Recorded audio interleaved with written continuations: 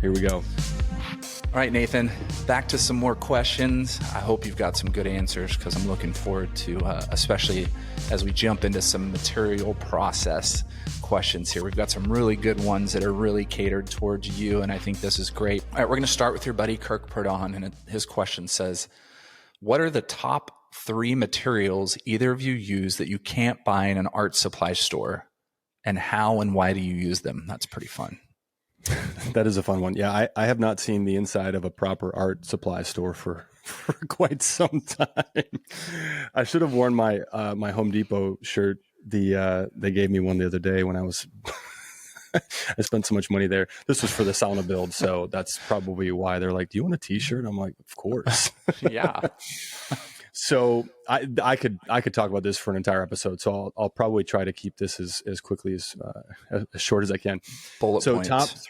Top 3 materials. So what I have been really fascinated with lately is I just cannot get enough of metal. And it's an interesting challenge because the type of metal, I do some metal casting.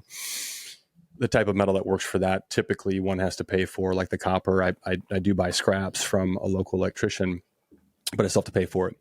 So that would be one. I mean, the process of, I'm just a little kid when it comes to this, but the process of taking metal and turning it into a liquid and then watching it, cooled into a solid, and then being able to work it with patinas, carving tools.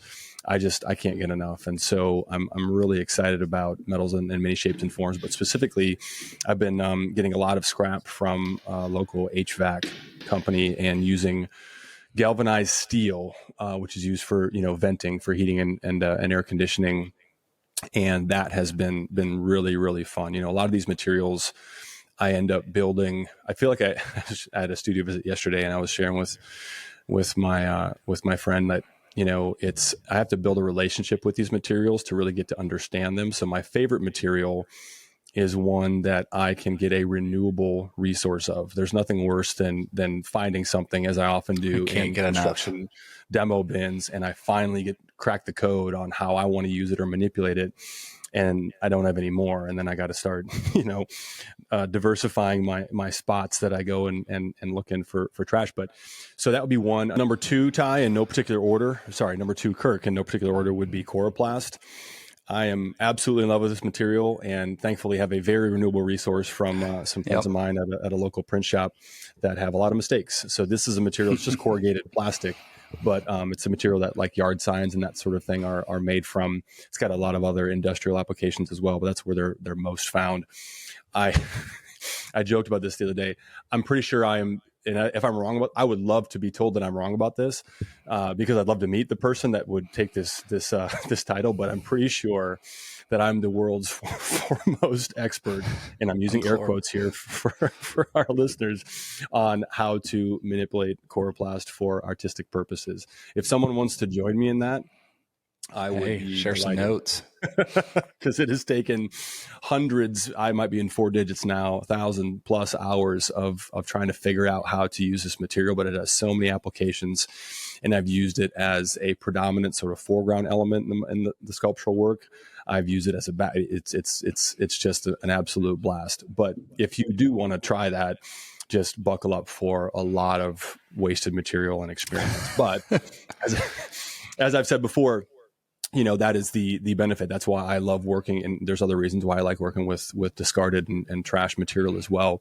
But that's one of the things I love about it, is that it definitely makes it gives me so much more freedom. It gives anybody so much more freedom to just recklessly experiment without worrying about, oh, how much did I pay for this, canvas or paint or, proper material that certainly costs a pretty penny. I would say last on that list would be billboard tarps, also readily available everywhere, anywhere they advertise, which they probably do wherever you live. These billboards are made of very, very industrial, robust tarp, that vinyl tarp that can be manipulated in a lot of really, really fun ways as well. So that's been a reoccurring and will continue to be a reoccurring element as well. Feedbags. I get some feedbags from my local, one of my local farmer friends. Those are a blast. I could go on forever and ever. Yeah. How and why you use them. I use them because I love to take something that was discarded and discover what it could be. I love taking something that's had a past life as something else and trying to give it new life and continuously enter new materials into my sort of verbal vocabulary, or artistic rather vocabulary, to be used in a variety of different combinations and ways. Because the combination part, I mean, that's really where the magic happens for me. Is it's not just material, it's materials. How are these different characters in the play that I'm, writing in real time? How are they going to interact with one another? Are they going to get along? What's the dynamic going to be? It's great. It's great fun. So thanks for asking that. All right. He also asks, what is your preferred substrate to work on? How do you like to prepare the surface for your pieces? You want to take first crack at this, Ty? Because you're using some unique material as well right now. I mean, I 90% of what I use is I purchase through art stores for the most part. Yeah. But I do use yarn, and I do use string and things that I buy at fabric or craft stores, which isn't traditional, but it's not really from Home Depot or anything. But then I also use a lot of things like Kills primer and stuff that I'll mix with with clear gesso and paints and things, just because it gives a little bit more of a matte feel to things that I really like in my work.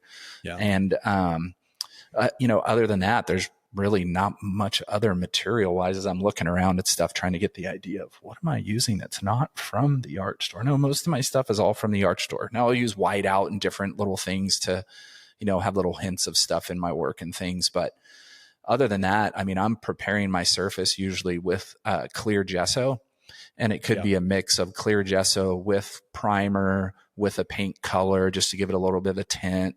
But that's usually, if I'm not working on raw canvas, that's what I'm preparing my surfaces with. Yeah. Oh, book pages. Vintage book pages is something that I use a lot of, that I'll use as texture underneath things or existing on pieces. So that is something that is not an art store item. Yeah. Yeah. Yeah, I already spoke to it in the first part of the question, but I think for me, I'm going to reframe the question a little bit. It's not so much how I prepare the surface, it's how I finish it. That is really what I've spent the bulk of the last, 5 years, is figuring out how to take these non-art materials that in many cases have been, scraped, carved, burned away, melted. A lot of the work in process is very fragile. This actually speaks to the next one that's coming up next. But actually, you know what? I'm just going to ask the next question. They pair well together. So Susan Sainsbury asked, she loved the Ursula von Ridingsgard episode. Thank you. Go check that out if you've not listened to it yet. Yeah, that was really cool to hear her response to that. So since you're using a lot of found materials, are you considering the archival quality? I hear a lot to be mindful of this, wondering your takes on it. So yes, I think about that a lot. And again, pairing with Kirk's question, for me, it's all about how I finish the work. So I've, over a lot of time and trial and error and pain and frustration, figured out how to finish the work. And I use a product, it's a polyaspartic product that basically provides a clear exoskeleton around everything. So, Kirk, I'm not really thinking about how I prepare the work or prepare the surface.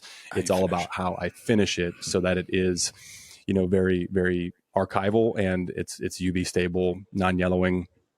And so it's pretty bulletproof, when it all gets said and done. People always come in and I just want to touch it. I say, go right ahead. It is bulletproof. You can toss it around. I have. It'll stand up. So that's how I think about it. But Ty, I'd like to hear you speak about just that archival element of that question as well. Yeah, I always advise artists, and I say in the beginning, don't worry about being archival. Just make as much freaking art as you can. And as your career grows and as things start to move, you can start considering archival qualities at that point, because it'd be really easy for you to bog your mind down with how to make things archival that you may be sculpting or building or painting or whatever. And it's going to take away from you just being free and creating in the studio. So I would say for years, I didn't worry about archival. I just didn't give a shit, to be honest. I just wanted to make as much work as I could. And I didn't have money to be as archival as I would want to be as well. So, buying some really good matte finish or satin finish or whatever would cost me $30-$40 for a little teeny bottle that I couldn't even put on a big piece. So now you're looking at $120 to $200 for some archival finish. And that's canvas for me, or that's new paints for me, or new oil sticks or whatever. So in the beginning, I didn't really worry about it. Now, I definitely put a lot more time into it as I have a lot more work out there. I've figured out how to coat and how to protect things that need to be protected within my work. So, and honestly, there's a few of us whose work is going to last for the next 600 years. And there's a lot of us whose work is not going to be around to even worry about. So if you get to the point, start worrying about it. But in the beginning, just make as much art as you can, period. That's it. That's my personal opinion. Yeah, I say this all the time. We're not experts. Go ahead and raise your hand, Ty, and remind us that you indeed are. I have no interest in calling myself an expert on anything. Other than I'm an expert on some things, but I'm a learning expert. I am a learning expert. Yeah, I mean, when it comes to mastery, at the end of the day, we just have to be. What I think about all the time. Let me rephrase that. When it comes to mastery, what I think about is mastering my own process. And of course, a big part of that is making sure that it does stand the test of time and is indeed archival. But I think that I just want to piggyback on what you shared, Ty, like especially early on, most of it wasn't. And it didn't need to be because it wasn't what it was ultimately going to be, right? I just wasn't there yet. So you can waste a lot of, mental and emotional energy trying to worry about something that doesn't matter, depending upon where you're at in the process and where your career arc is at, overall, for sure. And, if you're using a lot of non-traditional art things to make your art, well, a lot of it's not meant to be archival. So that's where Nathan had to figure out, well, how then do I make some of these things archival? Now, if you're using traditional art supplies, a lot of them are meant to be archival or have qualities within them that make it easy to make archival right away. But if you're using non-traditional, you're going to have to do research. You're going to have to do some studies. You're going to have to do a lot of experimentation to figure out how to make these things archival correctly as well. Because it's really easy to think you can coat something in some type of resin that isn't meant to really do what it does, and then it becomes really yellow. And you go, shoot, just mess that up. So there's a lot of experimentation and playing to figure out those things depending on what type of materials you're using. Yeah, that's a big part of what you're paying for when you buy proper supplies. Is they come with instructions. They've been studied by the manufacturer. Yep. If you're doing all that studying and experimentation on your own, take good notes and make sure that you're paying very close attention to everything, every material. It's a matter of studying and all right, how does this behave during the making process, and how does it behave over time? That's been a great benefit of some of the earlier work that didn't sell. Is I get to keep a close eye on it. How's this holding up, years and years later, and can then take that forward, obviously. Yeah. All right. Let's talk about feelings. Yeah. Feelings, emotions. We're good at talking about feelings. We've gotten made fun of a few times on social media, this podcast, for having too many feelings. I've had a few people that have said, you guys are too feely. It's like, what? What are you talking about? Maybe you need to go get a charge of your feelings. I try not having them, and it just didn't work out. Almost every day I have some for sure. Well, let's jump into Flux Art Studios question. Tammy Hammond. Tammy asks, how do you push through fear and self-doubt? How do you overcome or move through a creative block?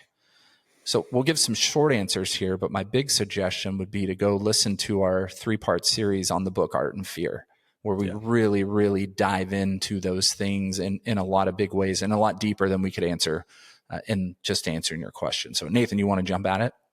Yeah, well, I think, I'd like to start with just identifying that idea of a creative block. And I think that this comes back to really being intentional and conscious of the agreements that we make with ourselves, the things that we agree to be true and hold as a thing that exists.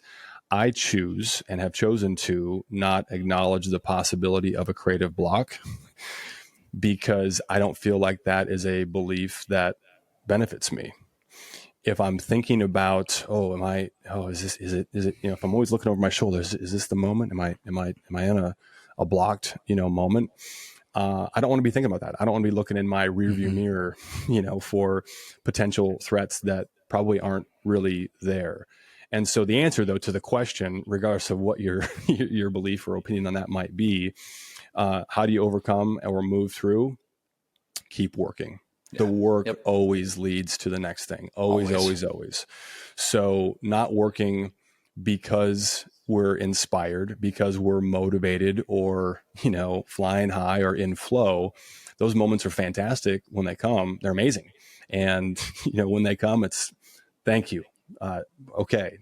Try to keep it going, for as long as possible, but we need to acknowledge that those moments are brief, they're fleeting, and they are not to be depended on. So whether we feel like it or not, whether we feel creative or not, the act of being in the creative process, the act of making is what always, for me anyway, always leads to that next aha moment, the next breakthrough.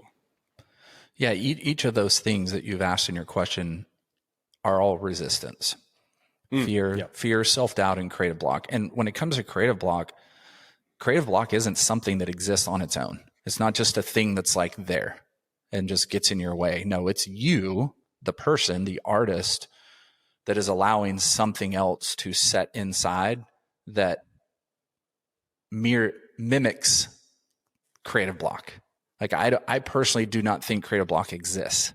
I think that's just another false myth of people that people have put out into the creative world when they have other exterior things that are affecting their energy in the studio, their energy when they're creating or writing or whatever they're doing with their artistic endeavor.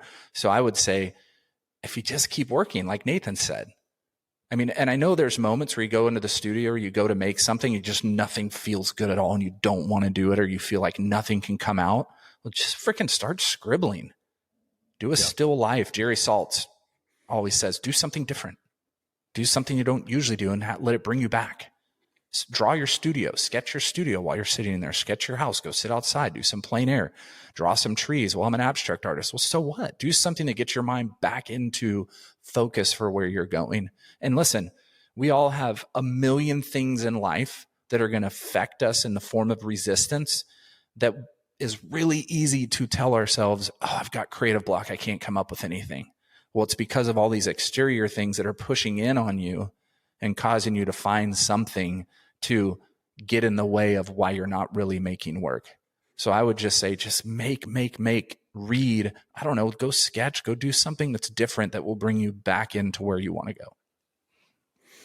Yeah, and this may be just a matter of semantics and the reframe that we've agreed to, but if we just reframe creative block with moments when things aren't working, then I think it's really helpful for me anyway to just acknowledge that these moments are going to happen. They are a necessary, just a natural component of this whole deal that we've agreed to, pursue.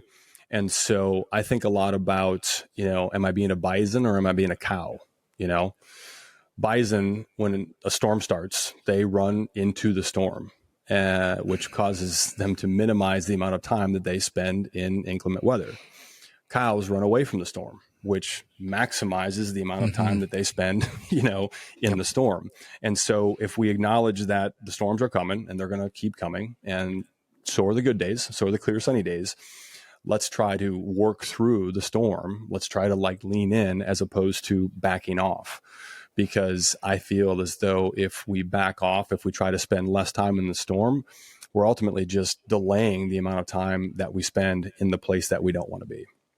And I would say self-doubt likes to say, hey, look, I'm creative block. Right. Because when things aren't working, we're usually really doubting ourselves. Yeah.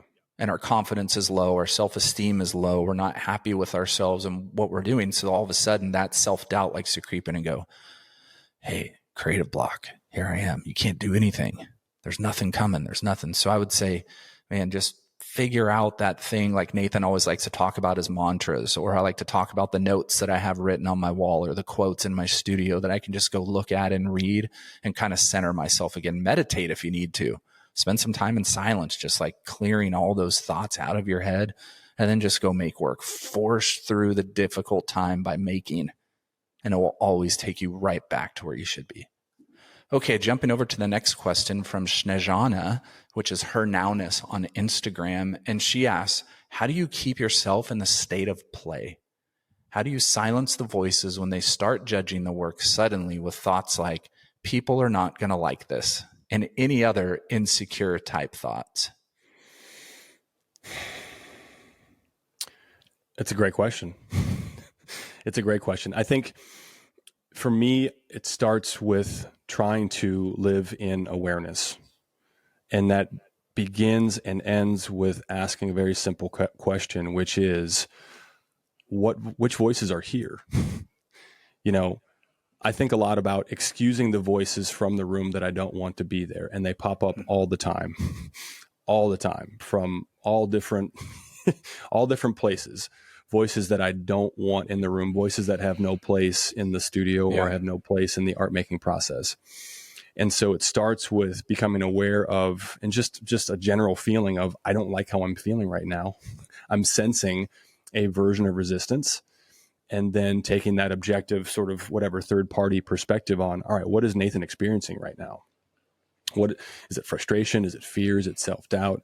And then the next layer of that becomes, whose voices are these? Because they're not mine. You know, I think that when we begin to own a thought or an idea, I am fearful, I am doubtful, I am not sure if this is going to work, I am afraid that people aren't going to like this. Every time we say that, we are owning that fear, or that version, that whatever the fear-based emotion is. It all comes from that same, ugly family of fear-based things. And when we can get down to which voices are in the room, then and only then can we be clear about which ones need to be excused. And so I say that all the time out loud in the studio when I get to that point is, hey, thanks for stopping by. You're excused. You may go now. We've got to be kind of the bouncer at the club. You know what? You don't belong here. You're killing the vibe. The voices, the people in the club who do belong here and are having a good time and being nice to each other, they get to stay. You, person who's causing trouble and isn't contributing anything of value to what we've got going on here, you can leave, and sometimes they'll leave just by being asked. Sometimes you've got to have the big, bulky bouncers that are willing to grab somebody by the shoulder and sort of, escort or carry them out. Whatever's required, but that's the move, for me is becoming aware what's here, does it belong? And immediately when I recognize a voice, a feeling that doesn't belong in the room, asking it to leave. You may go now. If anybody of you has seen the film Inside Out, the animated film came out a few years ago, I need an inside out of Nathan's head in the studio. I would love that. There aren't enough characters I would love in that movie to represent everybody. Although actually, when you really, that's a great example. There probably are, because it really does come down to, anger has a lot of different, masks and faces that it puts on, but ultimately, we know what it is. Fear, same thing. That's funny. Yeah. I would say I've done a lot of self-work over the years that has really helped me get into the place where I'm constantly in the state of play. Like, I just am so focused and so confident in my work at this point and where I'm going and what I want to do with it, that I feel like I'm always in that state of play. I haven't felt out of a state of play in a long time, to be honest. Even with work that didn't work out over a long period of time, I've still stayed confident in that state of play. And I think for me, that's number one. It's just getting older and gaining wisdom from knowledge and experience over the years. And I think too, if you're struggling with thoughts like people are not going to like this, then spend a lot less time on social media is a very big suggestion from me. Post on Instagram. Keep your visual journal of things that you're doing, but don't scroll. Don't spend time reading all the comments and thinking that anybody that comments is an authority figure on whether your work should be liked or not by the public. I think that's something that is extremely distracting for us as artists today. And so I've really, over the last year, I've spent a lot less time scrolling on Instagram and focusing on what people may or may not be saying about my work. I use it as a journal. It's just a visual journal, and it's a place for me to connect with other artists and talk. I take no authority from the likes, the dislikes, the non-likes, the viral videos, the non-viral videos for where my work's going. So I really think that would be helpful. for all artists. Yeah, Ty, I love that you talk about what I heard, and I just want to really like highlight what I heard you just say for all of our listeners. You know, you said it perfectly, but play even when it doesn't work. And to me, to really break that down, that really does come back to prioritizing the process over the result. Yeah. Oh, yeah. Mm-hmm. Right. So you're continuing to choose to remain in a state of play, regardless of what the work right in front of you may or may not be telling you. Maybe it's not playing nice. Maybe it's not giving you the warm fuzzies and the aha light bulb moments of, hey, we're on the right track, but continuing to play in spite of whatever result may or may not be happening in that moment. Yep. We're moving these around in real time. So on-air producer here is trying to coordinate these better than my past self did when we were organizing them going in. But this pairs really well with the previous topic. So Scott Allen, who's a neighbor of mine, just right across the way, awesome person. Love Scott and his family. The question is, how do you handle criticism? Not offhand comments, but the type that comes from people you respect in the art world. So I'll just share the sarcastic, tongue-in-cheek answer that I gave him. My answer is poorly. I receive it poorly. I crawl up on a ball in the corner in the fetal position and convince myself that nothing's working, nothing's ever going to work. I'm kidding. I'm half kidding. Ty, you deal with this way better than I do because you've been doing this longer than I have, and you've helped me a lot with how to really get to a point. It's much better than it used to be for sure. But what advice would you give to people who are more affected than they would like to be by these types of comments or feedback? Yeah, I mean, criticism is opinion. It's not fact. It's an opinion coming from a single person and their view, their reaction to your work. And everybody's different. Everybody likes different things. There are people that absolutely hate my work. That literally say, what is this garbage? You don't know art. You're not an artist. You're, this. And I usually just respond by sending them the definition straight out of the dictionary of what art is. But it's like, listen, it's somebody's opinion. So for me to really, we're human. So words hurt, period. Like they're little arrows, right? They're little tiny daggers that hit us and just cause us to question ourselves, whatever. But at the end of the day, what if that person just hates the type of work you make? Okay, well, there's work I don't like out there in the world.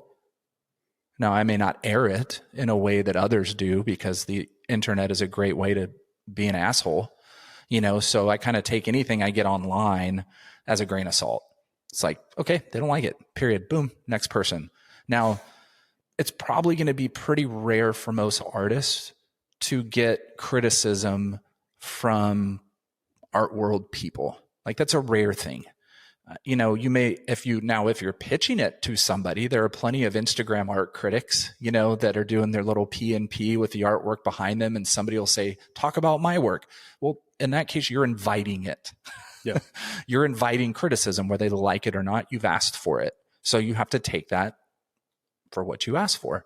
Now, if you do a show and the newspaper does a write-up on you and they criticize your work and don't like it, well, do what Jerry Saltz says. Go home, look at the criticism, look at your work. What did they say? Is there any truth to this? And really intelligently think through it and then use it to move yourself forward. Oh gosh, I do agree with what they wrote about. Wow, they were right on. Or maybe they weren't ready for your work. Maybe they don't understand it. Maybe they have a completely different opinion on different types of work. Well, they criticized it, so there may be some truth in it. Now go back and deduce, is there truth in this? Is there not truth in this? And then move forward to the next thing. So now understand this is difficult for a lot of people. Some people it's easy, some people it's hard. But at the end of the day, there's probably a little bit of truth in every bit of criticism. Now go back to your studio and think about it, process it, and then move on to the next thing as quickly as you can. For some of you, that might be a week. Nathan, might be 2 weeks, who knows? But it's like, figure out a way to get back on track and not let it affect you. Like I said a few minutes ago, spend less time on social media reacting to all those things. I'm down to like a day or two now. It's actually really It's Progress, awesome. not perfection. Yeah, you mentioned something really, really important, which is just consider the source. Even just the nature of Scott's question is very insightful. Not offhand comments, but the type that come from people you respect in the art world. So I always go back to consider the source. So I'm going to speak to all artists that are affected by every negative comment that they may receive. Consider the source.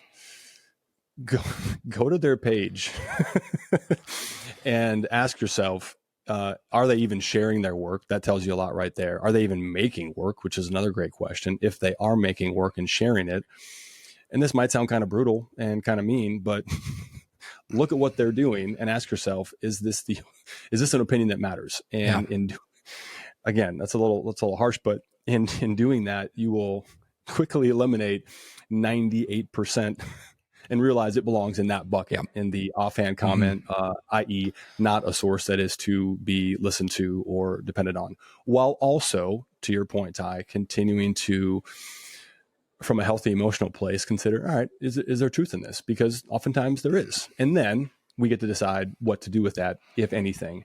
This goes back to the subjective nature of art. If I'm trying to lose weight and the scale tells me that I'm 240 pounds, or for everybody that uses a metric system, which we should be here as well, 117 kilos, whatever.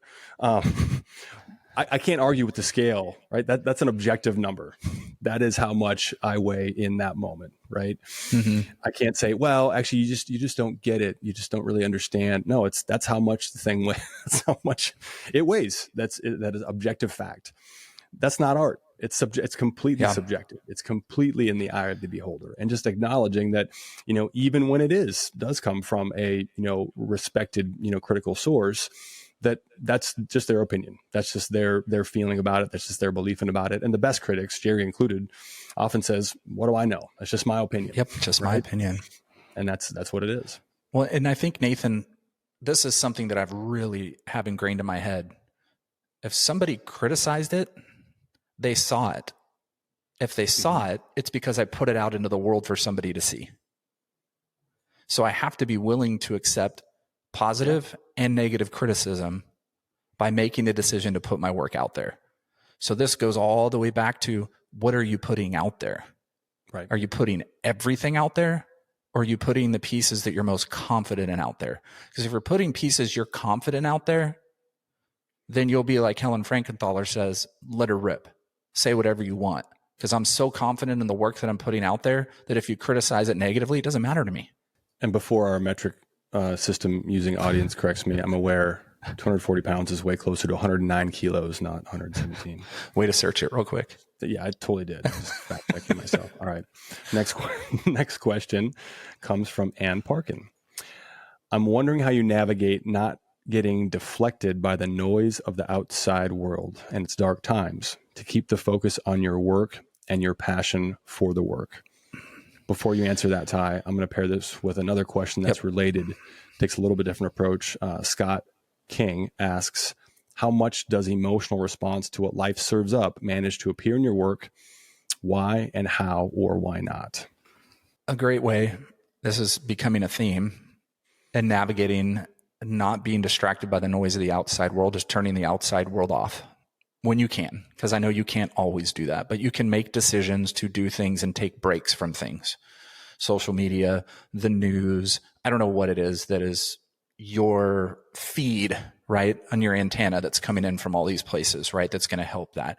Because obviously there's a lot in the world that is very dark and is very distracting and can cause us to crawl in a hole as a human being and just freaking not want to exist because we feel like we can't do anything. And as an artist, part of our makeup as artists is we want to do things to help change things and to influence people and bring our emotions and our opinions and what we feel into our work out into the world, to have another voice out there for those. So it is difficult, but I will say this, every artist in history has been through the same type of dark times and had outside world pressure that is negative and distracting to their work.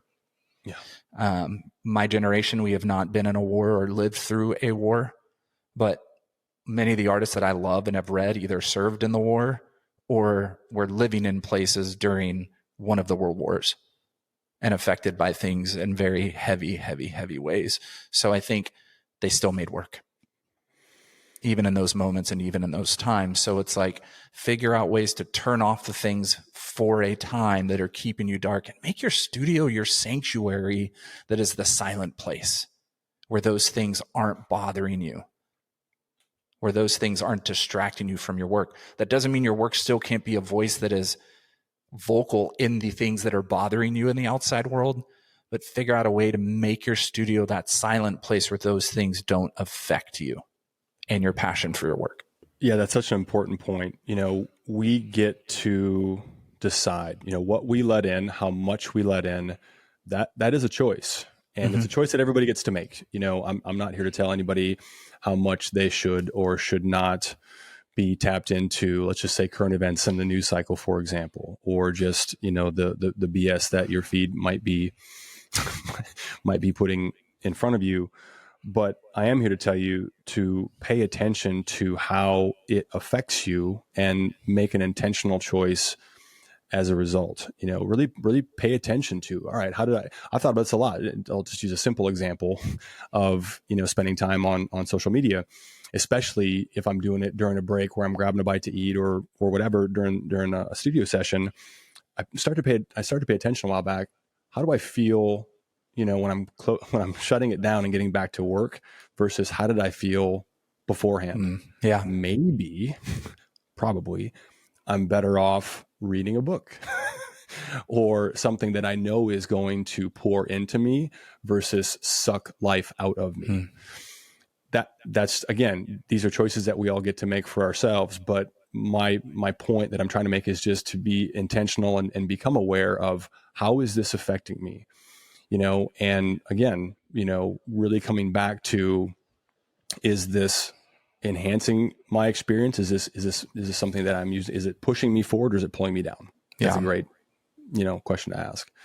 The follow-up question that Scott asked, I love that because again, it's a very similar question, but a little bit of a reframe that I really like. Yeah. How does the emotional response to what life serves up? How does it appear in the work? Why and how, or why not? I mean, it all appears in the work, whether we're aware of it or not. Sure. I think that you use that great word that I love how you mispronounce, antenna. We're going to be receivers. We're going to be feelers. I mean, a lot of great artists that we've discussed on the podcast before describe us as, professional feelers. That is what we're doing. We're absorbing everything that's around us, whether we're conscious of it or not. And so I kind of take a very sort of holistic approach to it. All finds its way in the work, some of it conscious, a lot of it not. But I think that we spoke about this, I think in one of the episodes that we did at your place, Ty, a few episodes back, but just whatever life is putting in front of us, that is fuel, and being, omnivorous in our consumption of fuel, meaning that we can absorb nutrients, we can use whatever is in front of us, especially when what's in front of us is unpleasant or painful or uncomfortable. That's a part of the benefit of being an artist, of being able to create things and use whatever we're feeling, whatever we're experiencing to good purpose. For those who have to sort of put on a smiley face and, be a certain version of themselves, professionally, they don't have the luxury of doing that. We do have the luxury, and it is a luxury of taking what's in front of us and being able to channel that into the work. Okay. This question, Nathan, comes from Abstract Planet Art. I don't know their name because it's not on their Instagram page. So, but I will, on our YouTube video, I will have everybody's handle when we're asking the questions in the YouTube video. So if anybody wants to find them and you're watching the YouTube video or on Spotify, you'll see their handle come up if you want to find them on Instagram. The question is, what has been your most challenging piece to create and why? How did you overcome any obstacles or doubts during its creation? Yeah, this was actually a comment or maybe a DM from like a month ago. And I asked them if it would be okay if we answer it on this episode. So I want to make sure and speak to this. I mean, all of them. Yeah, there you go. Yep. No, I think if I had to pick one, I would probably say I made a large scale piece at a live event. This was about maybe 2.5, 3 years ago. That long And ago it's now? interesting. Jeez. Yeah. And it's interesting because I put pressure on myself to have a completed piece done in a 3-day span. And this is probably, I don't know, 7 by 12 feet, something like that. And so because it was a festival, there were people coming by, there were people, oh, hey, can't wait to see how it turns out. And I was like, that makes 2 of us because I didn't go with the plan. I Can't turn that outside pressure off. Never do. Right. Like that person probably is going to be walking by, tomorrow or the day after. So I think, we've talked about this in previous episodes as well, but there's tremendous benefit in deadlines, either real or imagined. We've talked about the benefits of, creating self-imposed deadlines, even when they don't exist, because when you think about how productive, we're able to be in periods where we are preparing for a show, and it's like, this is when it needs to be shipped. This is when the work needs to be done. No matter what, that does a lot to really, force us to keep pushing forward. And so to that second part of the question, how to overcome any obstacles during its creation, the answer is it doesn't become optional. It wasn't optional. Like, I'm going to keep going. I'm going to keep pushing forward. I'm not going to, micro tweak and obsess about the little things. I'm going to short circuit that perfectionism that I struggle with every day. Yep. And get to a place where, hey, what's next? Always forward. And it's funny because I didn't think of this until this moment, but this piece actually hangs in a business that I frequent. Friend of mine, it's where I do my sauna and breath work. It's a place called Sauna Strong in Minneapolis. So go check it out. DM me if you want to meet me there for a session. But it hangs in the lobby there, and so I see it way more than probably anything I've ever made. I see it when I'm in a different place or a different mood, different times of day, different lighting. I've spent a lot of time looking at that thing. And it's one of the things that I'm most proud of. It's one of the pieces that I love the most. Awesome. In fact, there's elements of that it actually kind of bothers me, because I'm like, I have tried to replicate that effect dozens of times, and I haven't been able to, because it was just it was the conditions. It was the fact that it sat out overnight, the fact that the dew just, did what it did. Yeah. So many different environmental factors that probably contributed to, what I'm referring to specifically, but it's what's next, always forward. That's the solution. I don't really have like a most challenging piece to create, but I have moments that are most challenging for me to create in. And it's usually, there's 2 times. There's one when I'm jumping to a brand new body of work, new ideas, new elements, new materials and things. It's really challenging in that start, because I know where I want to go, but I have no idea what I'm really doing or going with yet. So getting that first few pieces kind of in a spot where I'm moving in is really challenging, and I love it. I love that challenge. The next one is, once I get rolling on that new body of work, there's a point where point A starts out one way, and all of a sudden it really starts to morph into something else, maybe halfway through that.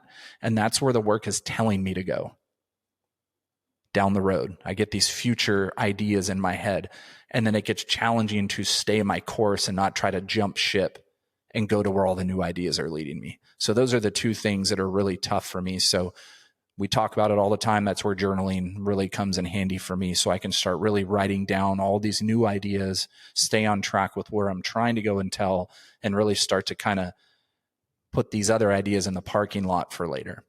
We've got a series of 3 questions to end our emotions side and our feelings side from Carly J. Hall. And we'll just go through these one by one, Nathan. The first one, she asks, what part of your process feels the most like worship to you, even if you wouldn't call it that? Carly is a friend from real life that I've known since high school. So thank you, Carly, for the questions. These are great. I would call it that. And I think it's all of it, the part of creating, the process of making art. It really is a microcosm of life itself. where it's everything. And regardless of what your, belief system or spiritual practice may or may not be, our beliefs, broadly speaking, apply to hopefully apply to every aspect of our lives. So all of it feels like worship. All of it feels like, communing with my creator in a way that is a very fundamental part of the process for me, because it's another way for me of getting out of my head and surrendering myself to the work, surrendering myself to the process, surrendering myself to something greater than me.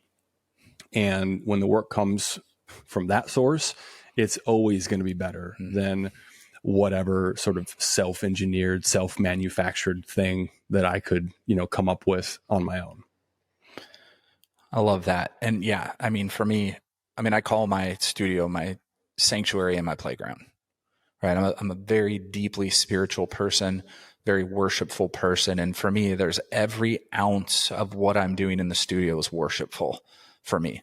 I mean, there's just nothing like it that I've done in life.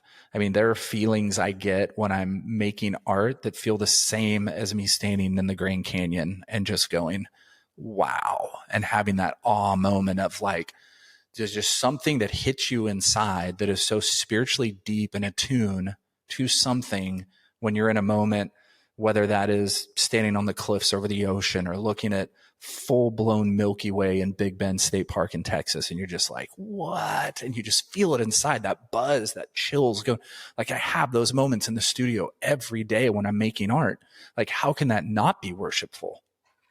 Like, there's just something that exists when I'm doing and being the person I'm created to be. And whether it's silent, whether I have music on, whatever, I open the doors and I walk into this space and just something feels so real and alive and true that I can't escape it. What you're describing is gratitude. That's what I'm... Sure. That's what I'm taking from that. And I'm actually going to address a question that we were going to skip also from Carly, but Sorry, Carly. The emotion, she asked some great questions. We're going to address two more in a moment, but she asked what feeling or emotion, do we chase during our time in the studio? And that's, for me, that's it. It's if I can get back to gratitude, even when things aren't working, which is most of the time, to be, the frustration, all of it. This isn't working. This is all crap, blah, blah, blah. Yeah, but I get to do this. Like, this is amazing. I get to make something today that I've never made before. It might not be good. It might be the best thing I've ever made. And it doesn't really matter if I'm prioritizing process over result, but it's just that feeling of like, wow, I get to do this. I get to be in this place where I get to be frustrated. I get to have things not work. That in and of itself is something to be thankful for. Well, and the definition of worship is an act of devotion, showing reverence or giving honor to a deity or some sacred being, whatever it may be for you, like through a variety of activities, whatever it is. And it's like, gratitude. And for me also, there's also a part of understanding. Like when I'm in the zone and I'm making art and this worshipful act for myself, and I'm searching for understanding amidst that. There's like this communion that's happening between myself, the work, just the spiritual energy that's coming from what I believe. And I'm searching for understanding. And this also goes back to the question of shutting off the darkness in the world and those things that are just pounding you in every way. Like, I'm turning those things off, but I'm also searching for understanding in it. And I'm having this communion and these conversations that are just existing in the ether. And I'm asking my whys and my hows and and I'm hoping that all of those things come out through my work as well, because of that communion, because of that meditation and those moments I'm having with myself and the work and what just exists all around me. I'm thinking back to our Ursula episode where we talked about the unanswerable questions. Yeah. And I'm reminded of what we discussed with that, which is, understanding we're going to ask a lot of questions for which, in Ursula's words, there are no answers. If there were answers, they're not going to come from me. Yeah. These aren't the types of questions that I'm interested in asking and pursuing and sitting with and bringing into the work are not questions that I immediately, if ever, will have answers to. Yeah. So if they're going to come from something or somewhere else, it's a pretty good practice to try and get and stay in that place as much as possible. All right. Next question from Carly. What part of creating feels the most costly to you? And what part feels like a gift back to yourself? You go first. Man, I mean, what part of creating feels the most costly to me? Time, probably. I spend an enormous amount of time creating, right? That takes away from everything else outside the studio. And so I think there's this cost of, for myself, that's a sacrifice of time. Like, I know to get where I want to go, time is going to be my biggest sacrifice. Things that I'm doing with other people outside of my studio, whether that be my wife, whether that be my family, my folks who live close as they're aging and getting older, whether that be my friends who are in other places or close, like time. I mean, that's the biggest sacrifice that artists give that's costly to them, because what is making art really costing? It is costing time. You know, I'm 51 years old now. And it's like, if I look back at all the time I have spent in the studio making art, I'm probably going to go, holy crap, what did I miss out on in that time? What have I missed out on relationship wise, doing other things wise, whatever. So that's one thing for sure. Now, am I mad about that? No, I'm not, because I know what it takes. And I think I've figured out a way as I've gotten older to really balance that too with everything else. I could still do a lot better, but I'm figuring it out. What part feels like a gift back to yourself? When I know the work is going where it's supposed to be. To me, that's the biggest gift. When I look at the work and I go, yes, that's where I wanted to go. That's when I go, oh, the last 4 years were all worth it. Yeah. Just for that one piece, the last 4 years were worth it. Those are the moments when I go, thank you, art. Thank you. Or when somebody has an emotional response to the piece, obviously, that's one that any of us understand. If a viewer has a very emotional, deep response to your work, you can just kind of throw up your hands and go, I'm done, I can retire. That's it. I mean, you won't. You will keep You going. won't, but yeah. The idea that you could is kind of nice. Yeah. How about you, Nathan? I think, yeah, the most costly part is also one of the most rewarding parts for me, which is less self. It is painful to peel back the layers and come face to. This comes back to your previous point in an earlier question about the self work that you've done to get to a point where some of these things are even possible, but less self. And that is painful. It's costly to come face to face with the aspects of my very flawed human nature that rear its ugly head in numerous ways on a daily basis. And so like that hurts. It's very painful to come face to face with, some of these things, growth, transformation, call it whatever you want. These things are pricey. These things don't happen just because they seem like nice ideas. These things happen as a result of a lot of discomfort and a lot of pain. And for me, it's very painful to realize like, oh, this is an aspect of my personality. I'll give an example. I've got a very predominant achiever gene, which, as most, aspects of our personality and our, mental, emotional, and spiritual wiring, there's two sides of every coin. There's very positive benefits that have and continue to come from being driven, the way that I am. But the dirty underbelly of that is, believing the lie that I only have value because of what I do and not because of who I am. And that's painful to realize. It's painful to realize like, oh, I am in this sort of transactional, economy in my mind around I'm only okay today if I've done something, of value. And in the studio, in the art making process, we don't get those payoffs, every single day. I would just echo what you said about the gift back to ourselves, the gift back to myself. It is the payoff, and the belief that they're coming, not on a predictable schedule, not any, predetermined time, but they are coming. They've come before and they will come again. Those moments of like, that's it, and I think it's just the belief that they've come before, there will be more, and just continuing to work and do the next right thing in spite of whatever feedback we may or may not be getting in the moment. Yeah. Well, we're going to wrap it up here with our last question, which is, if your art could whisper one thing to you while you're making it, what would it say? Keep going. Sorry. Keep going. Yeah. Keep going.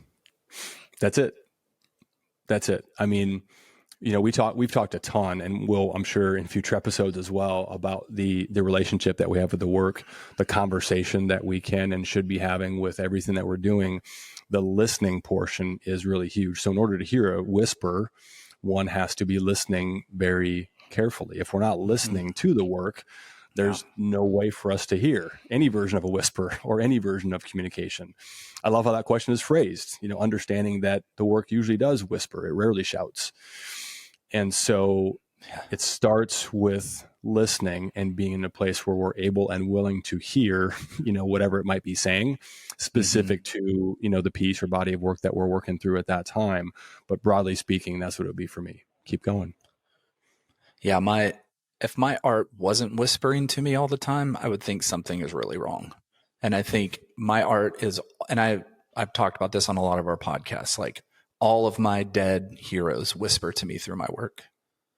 Like it's just something that I've built into my own listening and my own subconscious now. It's really baked into my subconscious, I think, how much emphasis I've put into listening to the whispers of my work on a regular basis while I'm working on it, when I'm not working on it, as I'm walking by it.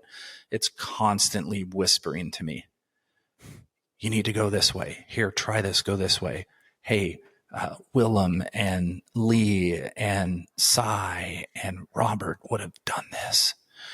Anthony would have said, do this, try this. Like it's constantly whispering. It's all the people I look up to are whispering.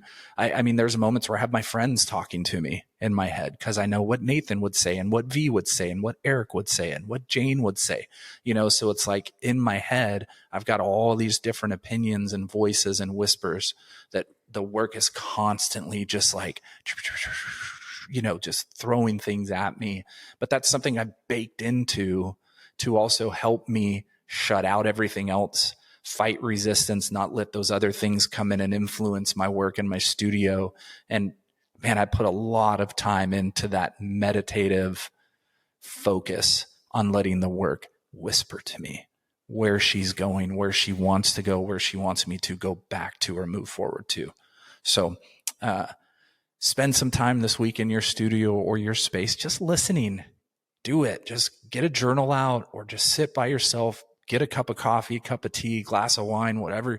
Just sit, look at your work, ask it questions in your head, let it whisper to you, but just take some time doing that this week. And I think it'll help with all those other things that may be bogging you down in this dark time and economic hardships and all these other things that we're all somehow or some way struggling with as artists and as human beings. And maybe it'll help you kind of reflect back on and be able to move forward with your work.